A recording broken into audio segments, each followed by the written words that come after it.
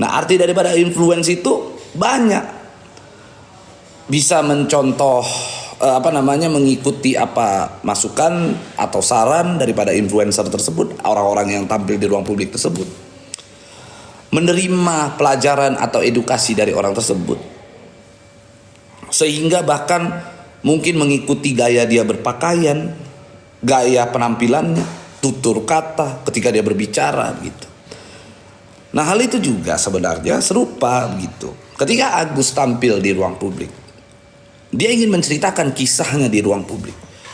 Artinya ada satu bentuk kesiapan, ada bentuk satu kesepakatan nonverbal dari dirinya untuk ditiru oleh orang lain karena dia bersedia untuk tampil di ruang publik. Lalu ketika ada pihak-pihak yang menampilkan wajahnya dengan menggunakan kacamata dan perban, apakah itu disebut menistakan? Enggak. Karena dia sedang menirukan apa yang Agus lakukan. Meniru Agus itu bukanlah hal yang buruk, bukan sesuatu hal yang negatif, dan bukan juga berarti itu menghina. Sekarang gue pakai pakaian ini, lalu besok ada orang di luar sana yang meniru gue menggunakan pakaian ini. Apakah itu menistakan gue? Kalau meniru pakaian gue tidak menistakan, kenapa dengan meniru Agus disebut dengan menistakan? Jadi sebenarnya kan logik kita berpikir itu sangat penting di dalam situasi yang seperti ini gitu ya. Kalau kita lihat bahwasannya ada film atau sketsa atau di televisi yang memerankan, bahkan ada yang pakai tongkat lah, Daredevil lah, coba lihat Daredevil itu, seorang superhero lalu dia menjadi seorang yang tidak dapat melihat gitu ya, tunanetra atau buta begitu. Kenapa dia tidak dilaporkan sebagai orang yang menistakan disabilitas? Dia juga memeragakan, bahkan dia memeragakan itu dengan cara dia bertarung, kan begitu. Jadi apa yang diperankan oleh Daredevil dengan apa yang diperankan oleh Yolo Ine, dengan dia menggunakan kacamata dan joget-joget, itu sama.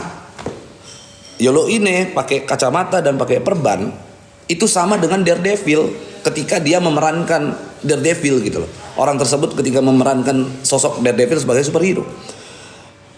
Daredevil mengadegankan seorang yang buta tunanetra lalu dengan berkelahi. Yolo Ine memerankan seseorang matanya yang ditutup dengan perban dengan cara berjoget. Apa yang salah? Jenis perbuatannya sama. Kimia atau hormon yang kita keluarkan saat menonton kedua orang tersebut sama. Lalu kenapa Yolo ini harus dilaporin? Karena joget-joget begitu. Kenapa orang-orang yang memparodikan Agus harus dilaporin? Kenapa orang yang memparodikan Daredevil misalnya tidak dilaporkan? Kan gitu. Jadi jangan konyol gitu ya. Kita hukum ini gini. Hukum itu dibuat untuk meluruskan moralitas orang-orang, moralitas manusia gitu. Moralitas itu datang dari hati. Oke? Moralitas itu datangnya dari hati. Ketika seorang manusia gitu ya berinteraksi terhadap individu lain dengan mengedepankan hati dan pikiran kita melihat suatu persoalan, tentunya hal-hal yang positif pula lah yang harus kita kedepankan. Harus kita buat prasangka-prasangka baik. Tapi kalau kita menggunakan prasangka buruk untuk menggunakan suatu hukum yang berlaku, maka itu bukan lagi esensi pada hukum. Karena hukum dapat digunakan untuk mencari sebuah keadilan, yang mana keadilan tersebut atas nama moralitas. Nah sekarang kalau orang hanya berdasarkan sakit hati di dalam dirinya, karena benci, karena kebencian, karena kesal, karena sakit hati, karena marah, menggunakan hukum sebagai alat untuk melampiaskan, maka itu bukanlah esensi daripada hukum yang sesungguhnya. Dan orang yang mempergunakan itu pun adalah orang yang sesungguhnya tidak mengerti hukum. Orang yang melakukan itu juga orang yang tidak mengerti hukum. Jadi kalau ada pengacara melaporkan seseorang atas dasar kebencian, atas dasar kesal, atas dasar kemarahan, atas dasar keinginan ego gitu ya, gua meragukan statusnya sebagai seorang pengacara, apalagi dia sedang menangani suatu perkara. Dia melaporkan itu dalam menangani suatu perkara. Dia sedang mendampingi kliennya atau mewakili kliennya. Karena ingat, pengacara itu tidak identik dengan klien. Kuasa hukum atau advokat ketika menjalankan suatu profesi tidak identik dengan yang namanya klien. Jadi jangan klien kita sakit hati, kita juga ikutan sakit hati. Kalau kita ikutan sakit hati, maka kita diragukan profesionalitas kita sebagai seorang lawyer gitu loh. Itu sih teman-teman gambarannya. Jadi makanya gue ingin sampaikan, laporan Alvin Lim dan Agus Salim terhadap Novi, Yolo Ine dan pihak-pihak lain yang memparodikan Agus Salim dengan menggunakan kacamata dan perban itu tidak dapat dipidana dan tidak akan berjalan gitu.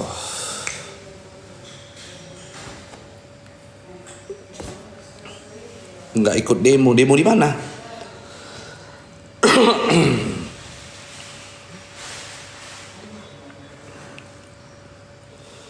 Jadi teman-teman, kalau mau memparodikan Agus Salim, tetap ingin memparodikan menggunakan kacamata dan itu gak ada masalah. Itu tidak dapat dipidana.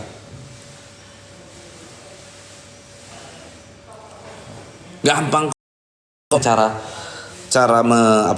mengartikan makna daripada orang-orang yang memparodikan itu kok. Kalau kita tidak mau diparodikan, kita nggak mau ditiru sama orang, ya jangan tampil di publik, jangan pertontonkan apa yang saat ini kita punya, jangan memperlihatkan bagaimana cara kita. Hari ini kalau ngomong misalnya dengan gaya seperti ini, lalu besok ada orang yang ikut di cara gue untuk ngomong dengan cara gue, apakah itu juga menistakan gue? Kan enggak.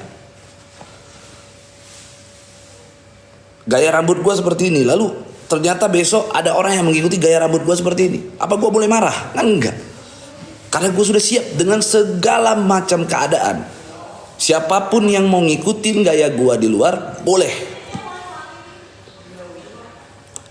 Itu dia. Ya tentunya Agus juga lakukan hal yang serupa ketika dia tampil di ruang publik. Menggunakan kacamata, memerban mata, dia harus siap dengan keadaan ketika ada orang yang menirukan itu. Jangan orang sudah tirukan lalu dilaporkan. Nah itu kan malah menurut gue mencari-cari persoalan lagi, mencari-cari masalah lagi gitu loh. Publik saat ini gue tahu betul apa yang ada di dalam isi perasaannya publik saat ini. Publik ini marah sama Agus gitu loh. Publik ini gak terima dengan perbuatan Agus tuh kok begitu gitu. Lalu ketika orang tidak terima dengan perbuatannya, lalu dia mau laporkan orang seenak jidat dengan menyebut bahwa dirinya tidak terima karena menistakan disabilitas, menistakan dirinya yang sedang memerban mata begitu. Kan gak fair.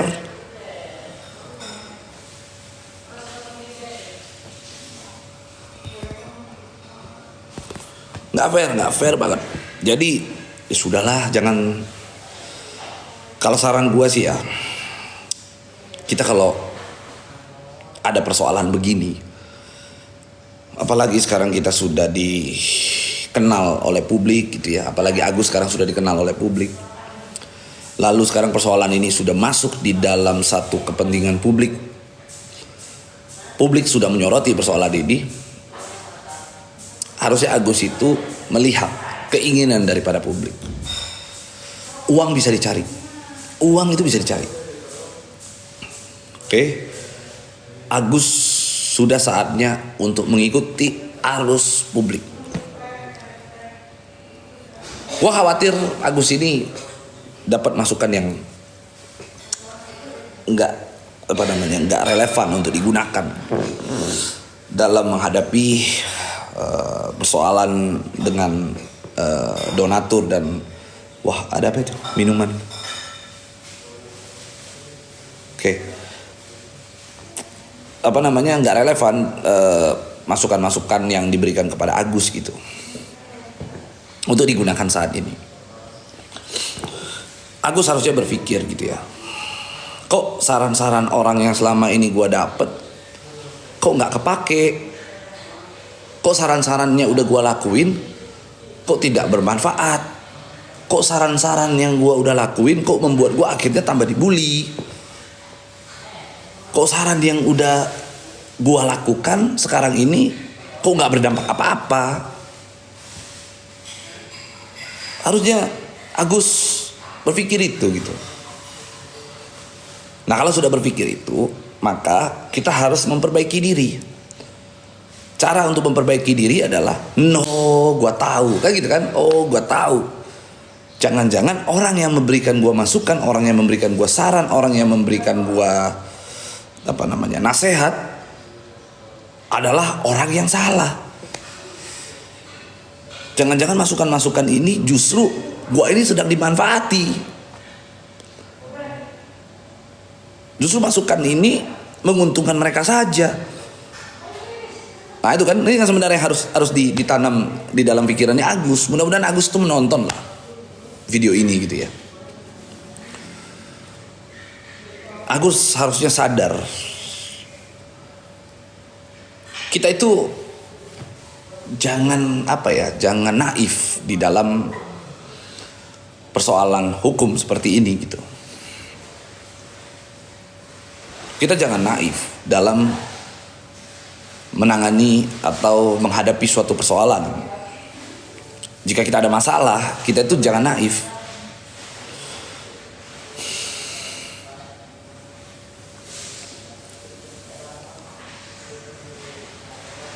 Kita sekarang logiknya begini. Ibarat kita sedang ingin motong satu pohon raksasa gitu. Pada saat kita ingin potong atau menebang satu pohon raksasa, kita sudah tahu mau menebang pohon tersebut nggak mungkin kita bisa gunakan pisau silet gitu. Sekalipun silet sangat tajam ketika dia digunakan untuk memotong selembar kertas. Boleh kita percaya bahwa silet itu bisa menebang pohon. Kita boleh percaya. Pada saat kita percaya, kita boleh mencoba menebang pohon dengan sepotong pisau silet. Tapi setelah kita potong menggunakan pisau silet tersebut, kalau nggak berhasil kita potong, jangan kita bodoh, jangan kita itu justru mempertahankan pisau silet ini untuk menebang pohon. Caranya bagaimana? Caranya kita ganti medium yang kita gunakan untuk memotong pohon. Dari pisau silet kita boleh ganti kapak. Ternyata kapak masih juga terlalu lambat. Ganti, jangan juga bertahan di kapak. Ganti pakai jigsaw, ya kan? Hingga cepat untuk tebang. Nah, sama dengan ketika kita menjalankan suatu persoalan hukum. Kita udah tahu ada saran yang diberikan kepada kita ini nggak baik. Ada saran-saran hukum, upaya-upaya hukum yang kita sudah lakukan kok nggak ada perubahan apa-apa. Kok masih gini-gini aja gitu. Nah, pada saat nggak ada hasil, pada saat tidak ada satu dampak yang positif, jangan kita mempertahankan. Apa caranya? Ganti mediumnya. Itu kan sebenarnya kan. Moga-moga Agus nonton ini dan dia paham gitu. Dia paham apa yang harus dia lakukan saat ini. Karena gua yakin, percayalah, kalau dia ganti mediumnya untuk menebang pohon itu, persoalan ini selesai. Alvin akan siapa namanya? Mohon maaf, Agus tidak akan dibully lagi.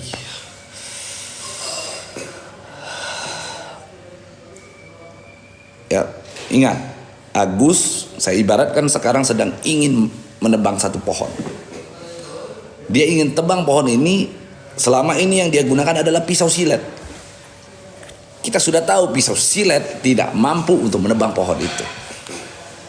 Maka ganti mediumnya, ganti pisau siletnya sekarang.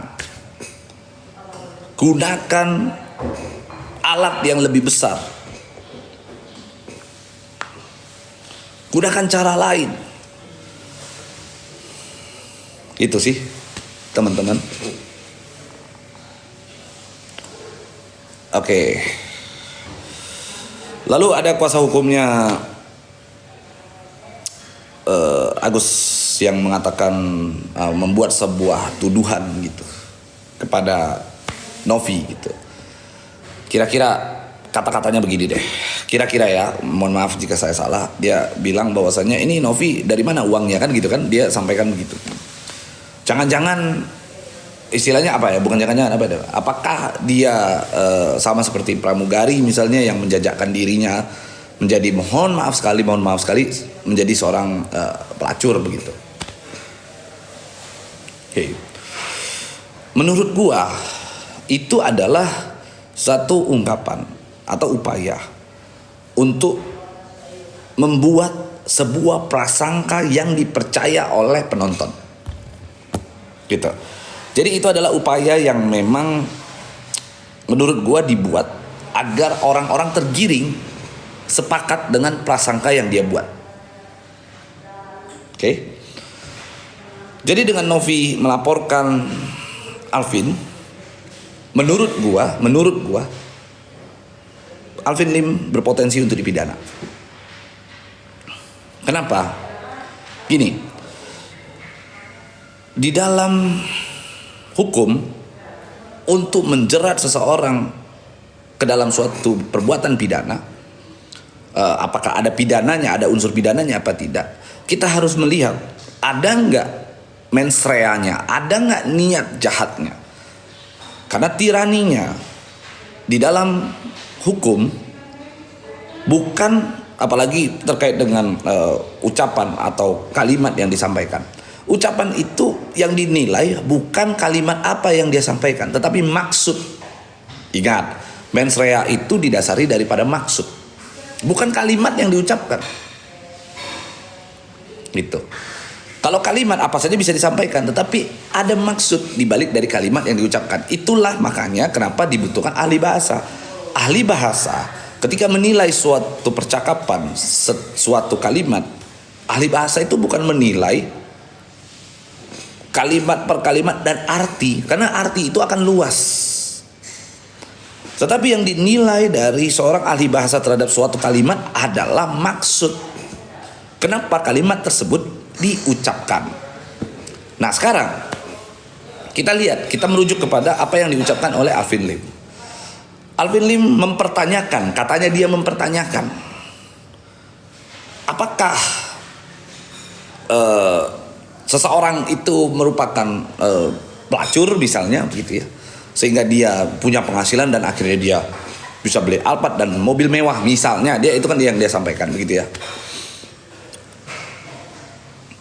Pertanyaannya, kalau ingin membuat suatu question mark, ingin mempertanyakan dari mana penghasilan seseorang, kenapa harus menggunakan prasangka?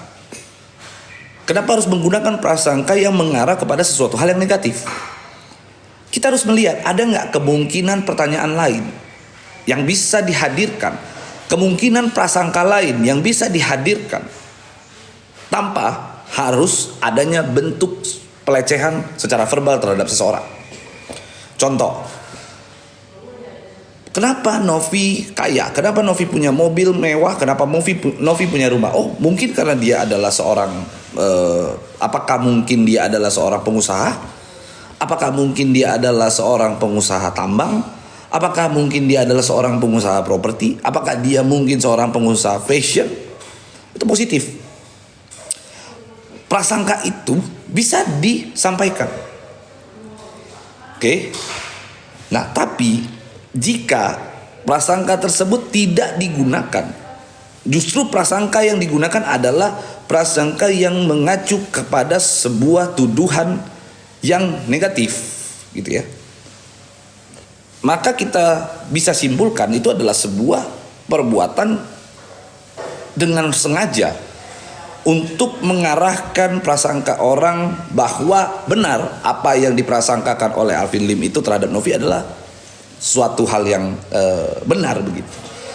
Maka kenapa gue sampaikan Alvin Lim bisa dipidana dengan laporan daripada Novi, berpotensi untuk dipidana. Begitu. Ada Kasil. Waduh, Kasil ngasih apa tuh? Mawar. Thank you Kasil. Itu teman-teman.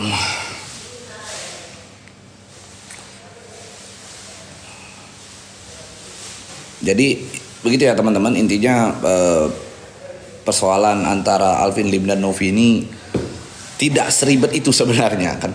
Ini kan tergantung bagaimana kita menilai suatu persoalan.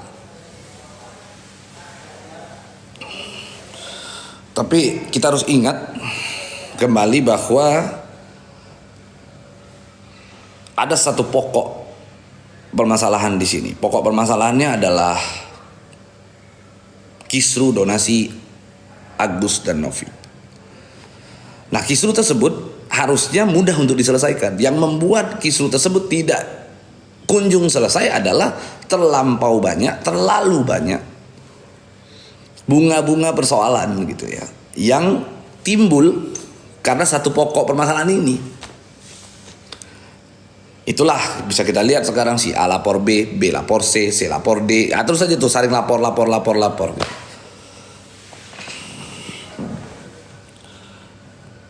Sementara banyak solusi untuk menyelesaikan persoalan ini gitu ya teman-teman ya.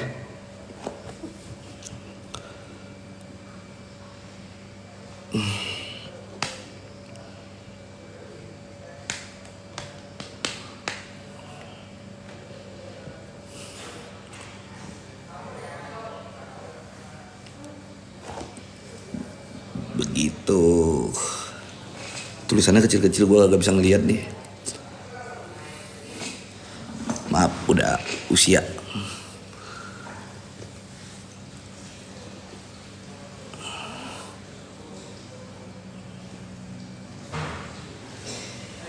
Prestasi bukan solusi.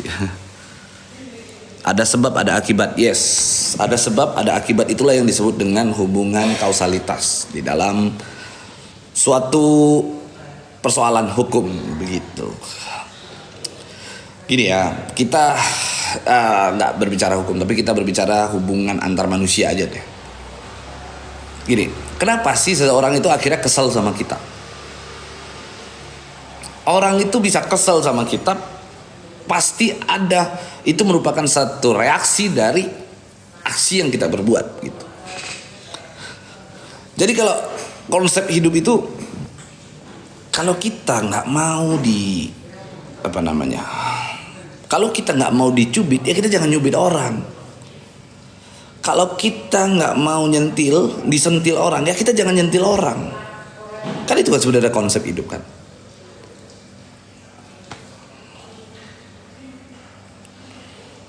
Kalau kita nggak mau dilaporin polisi, ya jangan buat tingkah-tingkah aneh gitu loh.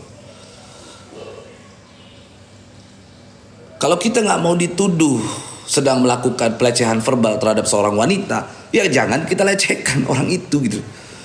Jadi kita jangan ngucapin kalimat-kalimat menduga berprasangka kepada seseorang bahwa dia adalah seorang yang punya pekerjaan sebagai seorang pelacur gitu. Ya jangan. Kalau kita mau menyelesaikan satu persoalan dengan cara yang damai-damai saja, karena kita masih mengharapkan suatu uang misalnya ya jangan laporin orang polisi gitu loh. Kan itu kan sebenarnya. Kalau Agus, gue rasa ingin persoalan ini selesai, dia masih mengharapkan adanya belas kasihan daripada masyarakat. Jangan bikin masyarakat kesel dengan cara melaporkan orang.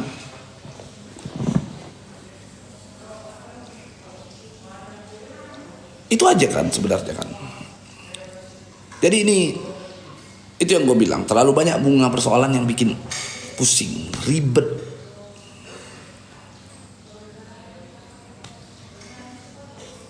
Menurut gue hanya ada satu kata, ribet. Gitu teman-teman.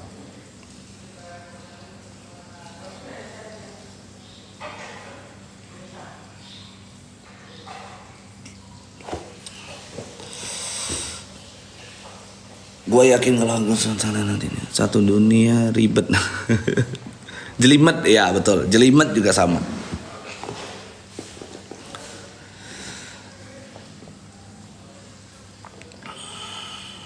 Panggung popularitas bisa jadi. Jadi gini, banyak orang-orang akhirnya memanfaatkan persoalan ini menjadi panggungnya gitu ya. Ya, it's okay, nggak ada masalah. Gue akui, awal pertama kali berkomentar tentang persoalan ini ya juga berharap, karena gue pertama kali komentar itu ada di TikTok, ya gue berharap viewers di TikTok gue itu bagus gitu. Gue akui dengan hal itu menjadi hal yang positif. Tetapi jangan kita memberikan suatu pandangan yang justru menjerumuskan orang gitu ya. Harusnya ya kita membuat persoalan itu menjadi soft. Kita datang memberikan pandangan yang bentuknya adalah solusi penyelesaian. Itu. Gimana akhirnya orang ketika mendengar apa yang kita sampaikan itu bisa menjadi sebuah masukan, di mana masukan tersebut ketika dijalankan efektif, lalu akhirnya persoalan tersebut menjadi clear gitu kan, menjadi tidak lagi tidak menjadi polemik yang berkepanjangan, tidak menjadi sebuah sengkarut persoalan yang nggak ada ujungnya gitu. RD Lau bagaimana ya? Gua satu sisi gua nggak kenal dengan RD Lau ya. Gue tidak kenal dengan RD Lau. Kemarin sempat ada kalau nggak salah bahas-bahas di Komal ya, kalau gue nggak salah ya, ada info katanya bahwa RD Lau informasinya apa gitu mau ke kuasa hukum donatur atau bagaimana, nggak ngerti lah itu ya. Gue tegaskan di sini tidak ada ya, jadi kita tidak ada satupun pihak yang mengajak RD Lau untuk menjadi kuasa hukum, bagian daripada kuasa hukum donatur. Tidak pernah. Dan gue juga ingin sampaikan, kami saat ini kuasa hukum daripada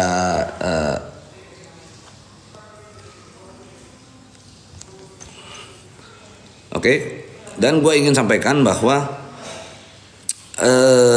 tim kuasa hukum daripada donatur saat ini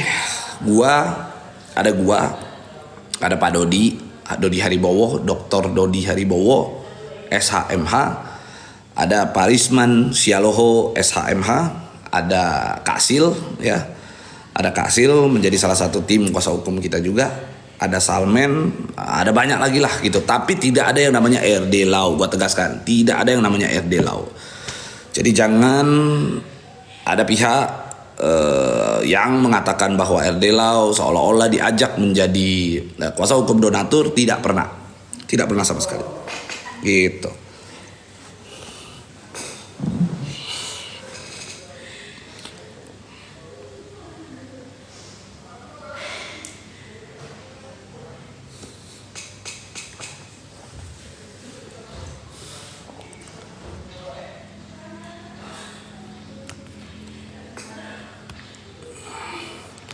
Ya RD Lau nggak akan kita ajak ya.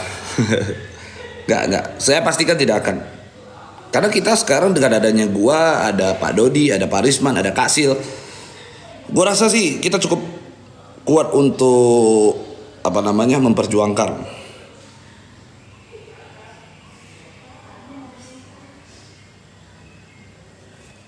Begitu ya teman-teman.